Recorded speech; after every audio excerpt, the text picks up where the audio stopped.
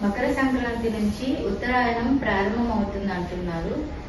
ఉత్తరాయణం యొక్క విశిష్టతను వివరించండి గురుగారు. భారతీయ జీవన విధానమంతా సూర్య చంద్రుల గమనం మీద ఆధారపడి ముందుకు నడుస్తుంటుంది. ఎందుకంటే నీ చేష్టలను ప్రభావితం చేసేటువంటి మనసు చంద్రుడి ఆధీనంలో ఉంటుంది. నీ బుద్ధిని ప్రచోదనం చేయగలిగిన శక్తి సూర్యశక్తి.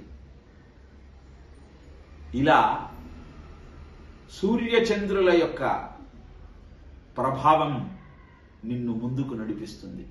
చంద్రమా మానసో జాత చక్షుత్ సూర్యోభిజాయతే అన్నది పురుష సూక్తం. చంద్రుడు మనస్సును ప్రభావితం చేస్తే సూర్యుడు నీ అంతర్బాహ్య దృష్టిని బుద్ధిని ఇనుమడింపచేస్తాడు. నిజానికి సూర్యుడు ప్రతి నెల ఒక రాశి నుంచి ఇంకొక రాశిలోకి మారుతూ ఉంటాడు. ఆ మాటకొస్తే ప్రతి గ్రహము ఒక రాశి నుంచి ఇంకొక రాశికి మారుతూ ఉంటుంది. దీన్నే సంక్రమణము అంటారు. ఇలా 12 రాశులలో 9 గ్రహముల యొక్క సంచారము 108 సంక్రమణాలకు కారణమైతే దానిలో అత్యంత ప్రాధాన్యత సంతరించుకున్నది సూర్య సంక్రమణము, మకర సంక్రాంతి మాత్రమే.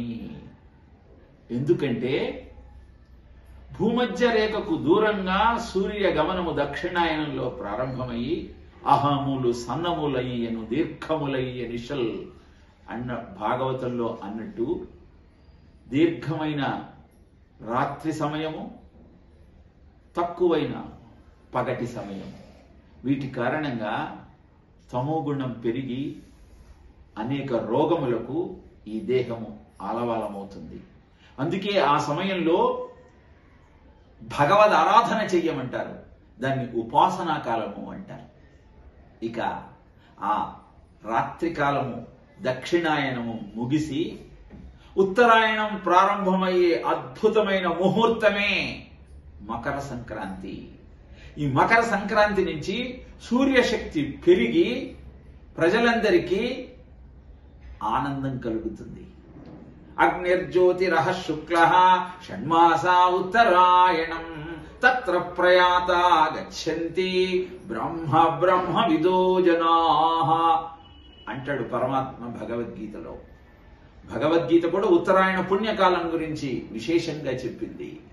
భీష్ముడు కూడా స్వేచ్ఛా మృత్యువు వరంగా ఉన్న అంపశయ్య మీద అనేక రోజులు వేచి చూసి మరీ ఉత్తరాయణ పుణ్యకాలంలో మాత్రమే దేహాన్ని విడిచాడు. అంటే ఉత్తరాయణ పుణ్యకాలం గురించి వేరే చెప్పాల్సిందేమున్నది.